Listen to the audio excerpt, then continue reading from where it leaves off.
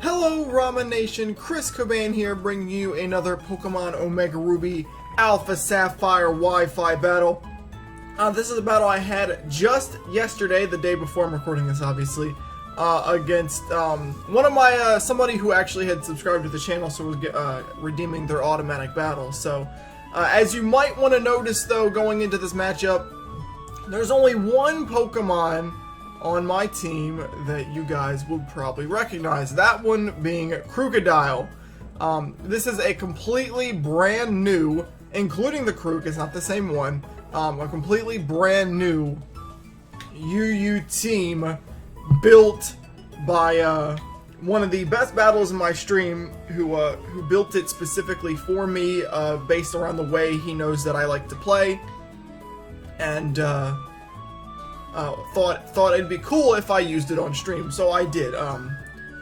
Credit to his name is the Lindomar, if some of you guys know him, and the team was given to me by my guy Reiki, so thank you guys both for the team. So let's go ahead and take a look at it. We got Mega Blastoise, we have Chesnaught, Rotom Heat, Doublade, Crocodile, like I said, not the same one. Mine is Moxie Scarf. This one actually is Intimidate, but it does have a Moxie Scarfer, funnily enough, and that's going to be Salamence. On the opposing side, we have Mega Aggron, Mandibuzz, Azelf, Milotic, Infernape, and Nidoqueen. So the first thing I want to notice about this team is the hazards it potentially sets up. It's got actually four potential stealth rockers if you include Infernape, but Nidoqueen, Azelf, and obviously Mega Aggron can all run that, so I'm pretty sure he's going to get him up. I do have a spinner. It is Blastoise, so I'm confident that I can stop this from being a problem. Rotom certainly doesn't like rocks, and Mence does not either, so but because I'm pretty sure that it's not going to be Aggron with the rocks, I'm pretty sure it's Nidoqueen or Azelf. I actually lead off with my Mega Blastoise. Reason being, he actually carries Dark Pulse, so even if it's an offensive Azelf lead, I'm sure I can live with Thunderbolt and kill it, and if it's Nidoqueen, obviously I'm in a complete advantage. So as I thought it was the Nidoqueen, that's going to reveal instantly to me that this is going to be the rock set as opposed to the Azelf. And I'm just going to go ahead and straight off go for Scald. I'm actually not carrying Water Pulse, I'm carrying Scald. It's almost as powerful, very minuscule difference in power, and I'd much rather have the chance to burn than the chance to confuse. Burn, much more crippling than confusion. As you're going to see, first Scald, he switches into Milotic, which is a good switch, and I go ahead and I burn that on the first Scald, which is pretty cool, so instantly we're doing okay here. Now, based off the Scald damage, I know this is going to be physically defensive anyway, so it's more of a skill, not really relevant at this point. I'd rather be killing it with other things. I don't really have a lot of physical stuff I'd want to hit with it, so he actually goes for Ice Wind here, revealing that instead of Ice Beam. Definitely predicted a switch there. I'm not sure on what, probably Mence, but I do stay in because I just want to Dark Pulse this thing to death. That is actually the only move I'm carrying that activates my Mega Launcher. I showed you guys I got Spin, Dark Pulse, Scald, and I carry Ice Beam as well for the coverage. So I do a really good chunk with Dark Pulse there. He's going to go and recover. I'm okay with that. Even with the leftovers, after this damage and burn, he does heal a little bit overall, but not enough for me to really care. Eventually, I'm just going to wear him down, so you're going to notice, though, this turn I actually will outspeed him, and initially I thought Dragon Tail, but unfortunately my boy's rocking Mirror Coat, which sucks, so that nearly one-hits Blastoise. That's really bad. Like I said, that's my spinner. Definitely wasn't predicting that. I figured I could wear it down, take a Scald or two, even after a burn, I could wear it down fast enough to not really care, so he does go for Scald. I do live with a 5 health, also no burn, which is nice, and I'm going to be able to kill this with Dark Pulse. But not the best thing in the world. I took out his special wall, or actually his physical wall, one of them anyway, but I kind of lost Stoice here, and I'm forced to just basically lose Blastoise. So I have no spinner now. In general, I'm not too worried about that, because excuse me, as you might notice, the only thing he's got on his team that can get rid of rocks is the Mandibuzz. He doesn't really like rocks on his team. So he's gonna switch into the Ape here. So I know if I get up my own rocks, I can force him to defog and kind of get rid of him. So I switch in a Krook there just for the Intimidate, and I'm gonna instantly pivot right back out and I'm going to go into the thing that resists both his stabs. That's going to be Mint, but he does go for U-turn. Not the greatest thing in the world. That means he's going to go ahead and get momentum. But I found his switch fairly odd here as he goes into the Azelf. Maybe a little bit of a misplay on my part, but I just go straight out for the Outrage here. And it lives with like no health, and it's going to take me out with what is actually Specs Dazzling Gleam, as he revealed later. So it's actually a Spec set. I calced it. Outrage had like a 56% chance of killing him, so you know, kind of average, little bit of a low roll, but you know, that's how it goes. So I still did really good damage to that. Maybe not worth the loss of a Moxie, you know, Outrage, but still. So I'm going to switch into the Blade here. I just go for Shadow Sneak. Probably a little bit of misplay. I probably should have at least went for Iron Head, if not Sacred Sword, predicting the switch. I was going to kill it anyway, but I was scared of it not... I didn't know it was Specs at this point, and I was scared of it going for like Shadow Ball or something. I didn't want to take a lot of damage because I thought I'd be really helpful later, so... I'm just going to switch back out. I don't believe he can touch me on my Rotom at this point. He goes for Thunder Wave. I'm okay with that. He's forced back out, and he's actually gonna go into Nidoqueen, who I forgot was there for half a second, and click Volt Switch, thinking that when he switched, I'd get momentum. That's okay. I know I can outspeed it, though. I'm not too worried about it. I'm gonna be able to Will-O-Wisp. I'm pretty sure at this point rocks are coming, and I'm correct. I'm not sure at this point if it's physical or special, but I know when it's burnt that I can pretty much handle it no problemo with Rotom. Now, I could have overheated right here, but I actually wanted to force exactly what I said before. I want to be able to get my rocks up, so I'm going to switch into Crocodile, who is my rocker on this team, as Nidoqueen's going to reveal the physical, or at least the mix set, more likely the mix set, I guess, and go for Poison Jab. Sheer Force says no poison. Does very little damage because of the burn, obviously. At this point, I can easily go for Knockoff, but what I'd rather do here is use Stealth Rocks. It does allow him a free switch into his Azelf. Not the greatest thing in the world. I know he's obviously going to outspeed me here. He's already revealed a physical set. U-turn Dazzling definitely on a physical set, or on an offensive set, I should say. So predicting another Dazzling, I'm going to switch right out into Blade. I know he's not going to risk the Shadow Ball right there because I could easily destroy him. And I am correct, he does go for the Dazzling Gleam, which does decent chunk of damage. More revealing specs there. At that point, I kind of thought, wow, that was a lot. So, yet again here, I go for Shadow Sneak. The reason this time is because if he switches into something that isn't this Mandibuzz, it's going to cost him on the rocks later. So I knew he was going to switch into Mandibuzz there. But just in case, I went for that. So at this point, I know Defog's coming. That's fine, though. That's exactly what we're looking for. Like I said, I wanted to force this Mandibuzz to Defog. He does not want rocks on the field in his team. It kills his Azelf, it breaks the potential sash on his Ape, and it hurts his Mandibuzz. So I knew Defog was coming. Got the right play, and I removed the rocks. Well, he removes the rocks, but I help remove the rocks, even without my spinner. So this turn I'm just going to knock off. There's not much more I can do here. I could reset up rocks, but I mean, what's the point, right? So I just rather knock off. The reason is because I know that if there's no Rocky Helmet, that my Chesnaught can threaten this pretty well, because it forces it to not be able to roost, because if it does, Drain Punch is going to hit it really hard since it's weak to that at that point. So he goes ahead and Toxic my Crocodile. That's okay. I'm not too worried about that at this point. And as you're seeing, we're kind of in a lull up until this play. Nothing's really been dying. I'm going to switch into Rotom to take the knockoff there, and I know at this point, Nidoqueen, I'm not going to fall for the same thing twice. Nidoqueen's going to come back in, so instead of Volt Switching or doing anything else, I just go right out for the Overheat. I know this thing's going to be more physically invested than Special. As you're going to see, I'm not invested at all, and that still does a solid 50%. And then, even after the Special Attack drop, after he takes that little bit of burn damage, I know I'm going to have enough to take him out.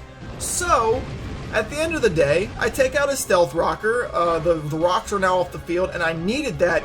The Rotom really, especially now without his leftovers, does not like the rock damage, so I was able to actually play around them, and he never actually was able to, or never actually switched into his rocks, so that was good.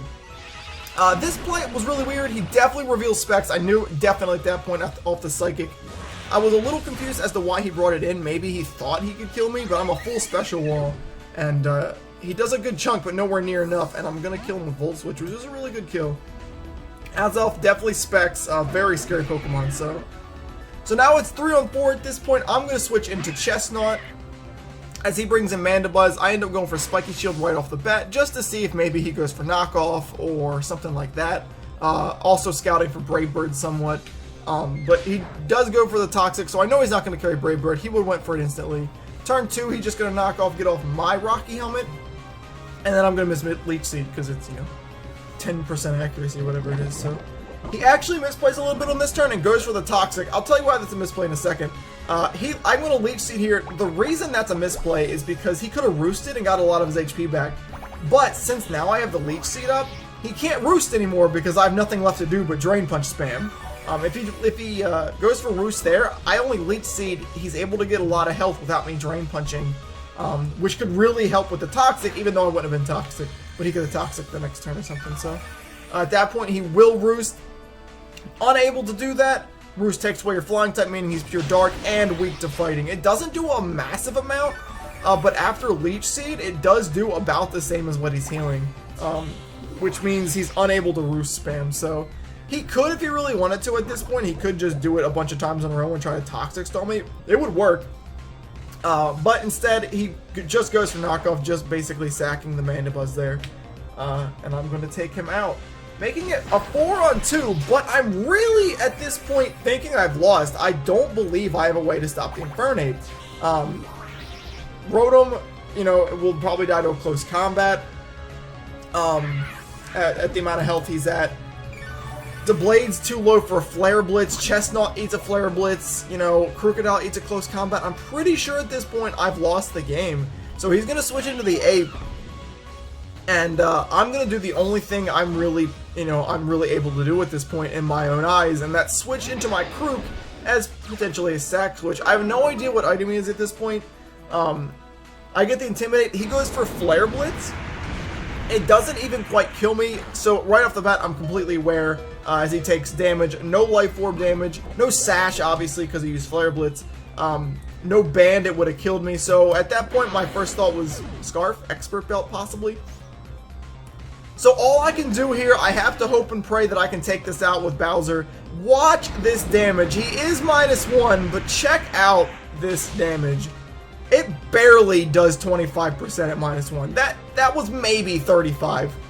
I completely had no idea he was that bulky, really, honestly. I knew he was bulky, but really, even at -1, a Flare Blitz, barely 25. Just a little bit over. After the Drain Punch, I'm sitting at over half health. And at this point, I made a very critical play, as you're going to see. He actually U-turns out. And what I do here, instead of killing him, is I go for Spikes. I actually do carry Spikes on this.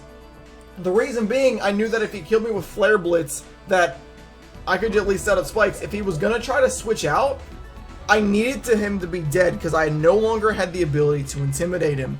And I thought that would be very scary, so I do go for the Spikes. It does work out in my favor, which is good. He's going to switch into his Aggron off the U-turn, go for Heavy Slam. I'm not going to die, though, and we're going to be able to get a Drain Punch. Doesn't do a ton, and I'm going to end up going down to Toxic, but that's alright.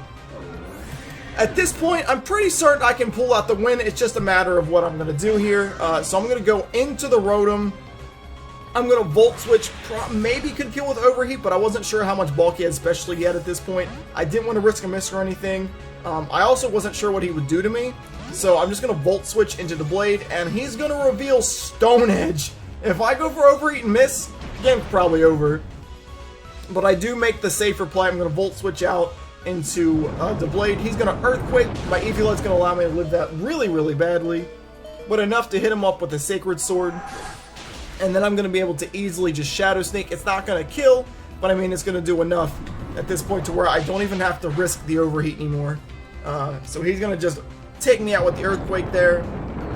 And that's going to leave Rotom with the pretty easy cleanup at this point. But as you're going to see, I mean, I would have played it differently if I didn't have the Spikes up. But as you're going to see, as I Volt Switch out, in this particular situation, if I don't get the Spikes up, the Infernape's able to come in and kill me with close combat and win him the game. So I thought I made a really clever play there. Now, if I didn't do that, or if something else had happened and he keeps the Infernape in, I could have played around it.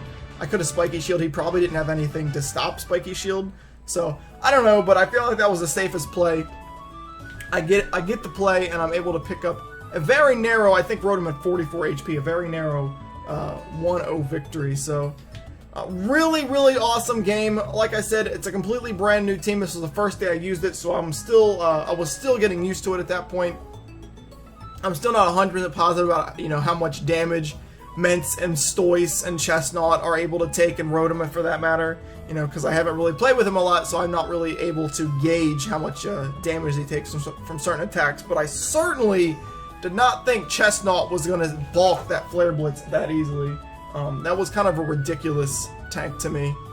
Did about 35, I think. I'm assuming around 35%, but at -1, that, you know, that means around 50-ish neutral, which is kind of crazy. But then again, I don't really know what set the Infernape was. Like I said, I assumed Scarf when he Flare Blitzed my Krook, but he U-turned, so he's not. So, you know, I don't know.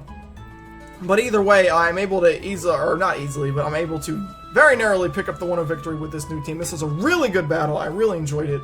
But thank you guys for taking the time out of your day to watch the video. As always, greatly appreciated. If you enjoyed it, make sure you hit that like button under the video. You can also subscribe to my YouTube if you have not done so yet. It's going to give you alerts every time I'm getting out new content. I get out a video every once a week or so. And if you have not checked out my live stream, you can do so over at twitch.tv/xChrisCobain. There'll be a link in the description below. And that's going to be your best way to get into a battle with me if you're looking to do that. I would love to battle you guys, and I'd love to see you on stream. But that is it for me, guys, so I'll check you guys out in the next video.